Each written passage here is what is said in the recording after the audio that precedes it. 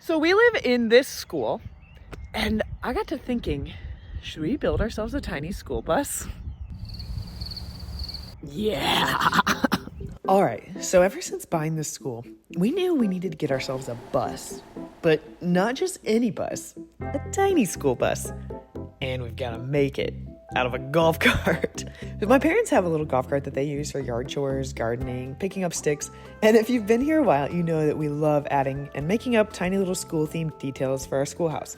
From artwork, to maps, to mosaics, to a made-up crest, track club, and a chokey room. So in today's video, we're building the Union Joint Graded School No. 9 Tiny Bus, start to finish.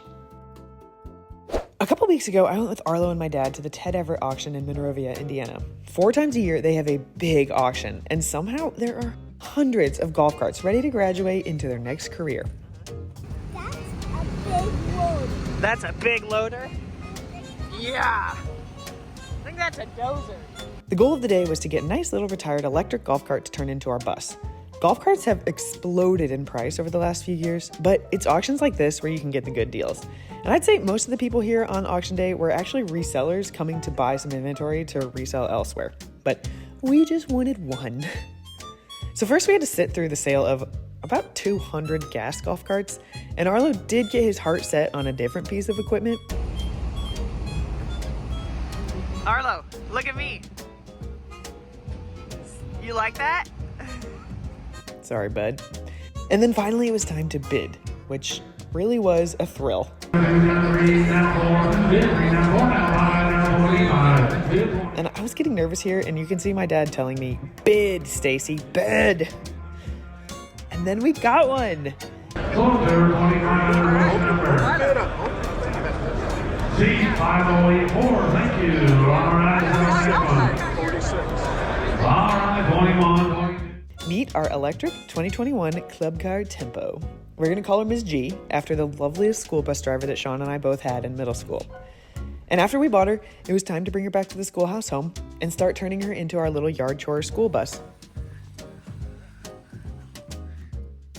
Now, before I get to the tiny school bus building portion of this video, in the spirit of making yard work easier, I want to share with you the sponsor of today's video, Sunday. Since we bought the school, our yard has gone through quite the transformation. Last summer, our yard was a gigantic dirt pit after all that excavation. And then we had to plant grass. I've got big plans for pollinator gardens in a huge section of the yard, and we've been planting a bunch of native trees. But first, we need to get some baby grass growing so that we don't have this mud pit. Sunday makes lawn care really easy by sending a custom lawn plan for your yard that gets shipped right to your door. You just enter your address on their website, and they generate a custom lawn plan for you based on soil tests and climate data. So one of the things we need to do is do some soil tests, and we get to send it off to a lab, and then they tell us what our yard needs. Sunday uses simple ingredients you can pronounce, like nitrogen, potash, sulfur, and calcium, that are friendly for people, pets, and the planet. In my box, I've got some Dandelion Doom, definitely a good candidate for this, 2 kinds of fertilizer, some pet patch, some bear repair for pin spots, and an electric sprayer. Sunday has easy application schedules and step-by-step instructions on your account. Whether you're a new yard person like me trying to get grass to grow, or you're actually good at lawn care and you just want to take it to the next level, Sunday takes all the guesswork out of it. If you're looking for an easy, stress-free way to get a greener yard, go to getsunday.com/schoolhouse and use code SCHOOLHOUSE30 for 30% off your first custom lawn plan. Now, back to building our tiny school bus. And this process did not come with an instruction manual. Since this is going to be a worker bus, job number 1 was building a little flatbed for stuff we needed to haul. Stuff like tools, sticks, dirt. We've already used it as a ladder.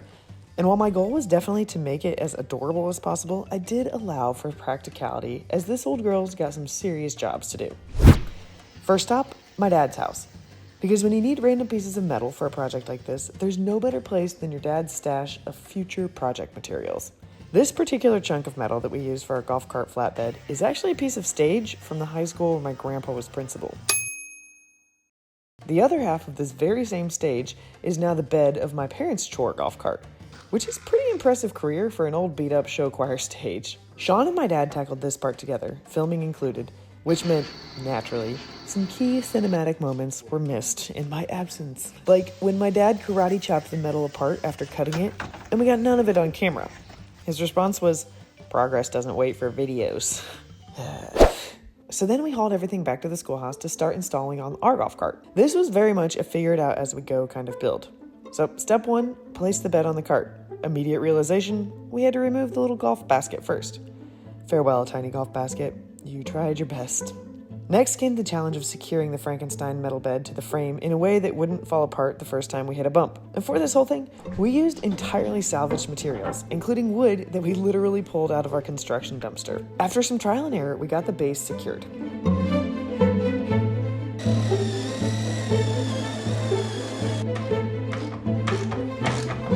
Then came the reinforcement braces, courtesy of some galvanized pipe and one of my dad's signature construction techniques, banging things until they work, which is surprisingly effective for this one. While Sean finished up the structural stuff, I started staining the wood, I peeled off the old decals, and then gave the whole thing a nice sanding so she'd be ready to paint.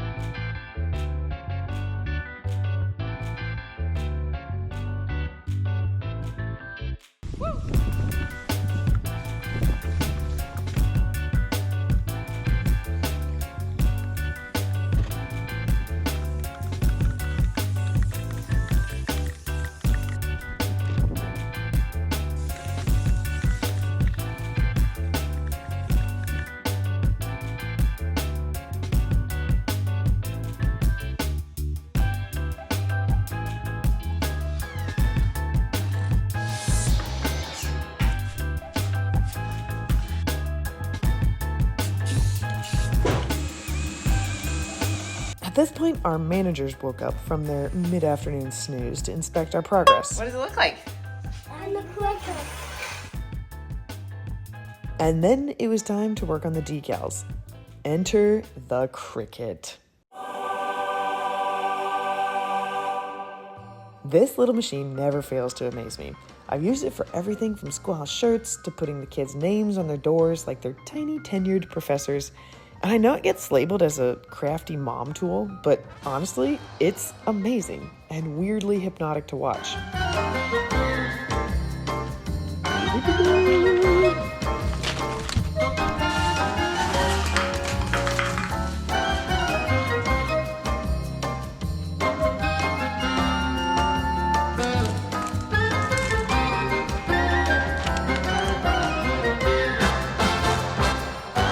Wait.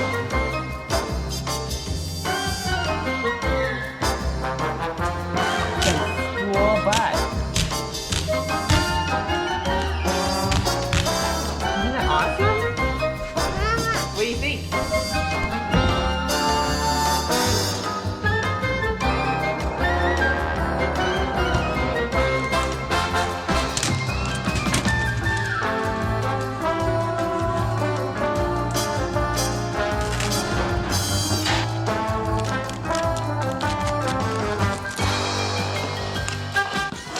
Once the decals were on, we just needed a few finishing touches. A stop sign and some lights.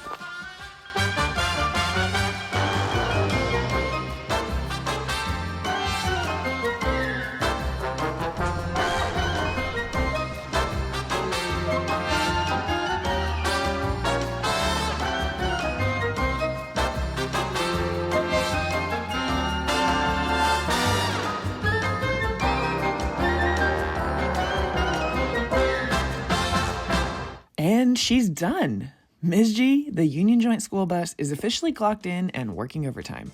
She's already been hauling her weight around here, literally, helping us with yard chores like mulch, picking up so many sticks, and building the kids' new playground from Cedarworks.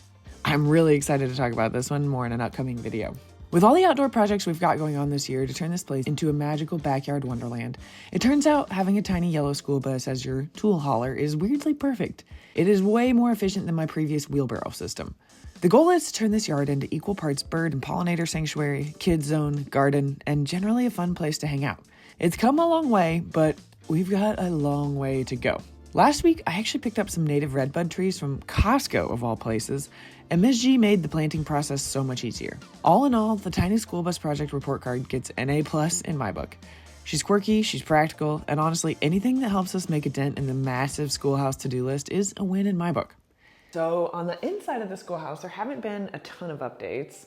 Most of our energy has been in the yard cleanup mode, building the playground and building the tiny bus.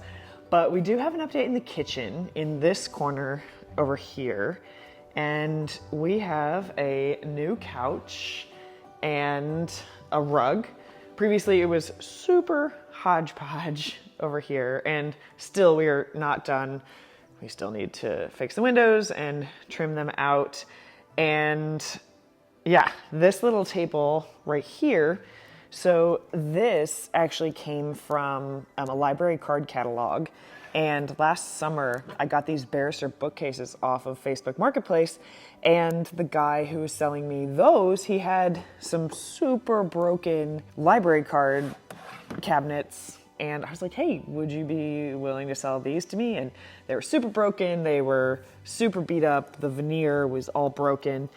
So last summer, I refinished the whole this section.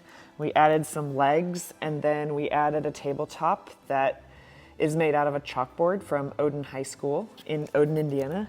And now we have this little table. Then when we do have some rainy days, I'm going to start working on a big painting for back here of a pawpaw. I'm going to tie in the yellow of the couch with the blue-green of the kitchen island and make a big painting to go over here. I actually had the kids start to help me a few weeks back. Beyond that, what we're going to do, we also have a plan to build some shelves and some little side shelves on each of the sides of the couch. Kind of like to make this couch feel a bit more like a built-in, kind of like a 1970s conversation pit. And yeah, mostly glad that this section of our most used room is starting to come together and start to feel a little bit less hodgepodge, step by step, and start to feel more purposeful and still have a lot of little stories. And then out on the deck, the polywood furniture still going strong, and you can kind of see some of the work that I was referencing using Miss G that we've been doing so far. Working on mulching this area just to have like pathways and kind of do a temporary thing until we get into more sophisticated landscaping, but that's just not going to be this year. Back here, working on some raised garden beds and kind of putting an arch here. This is the cupola that came from the roof of the schoolhouse. Kind of gonna build another little bed around it and make kind of a little garden sculpture. But yeah, the yard, the play set back there, it's coming along. So that's it for this episode's update on the schoolhouse. As always, if there's something you'd like me to talk about in future, just leave it in the comments and I'll try to add it to the queue. Until next time, thanks for tagging along on this weird and wonderful journey of turning this 100-year-old school into our home.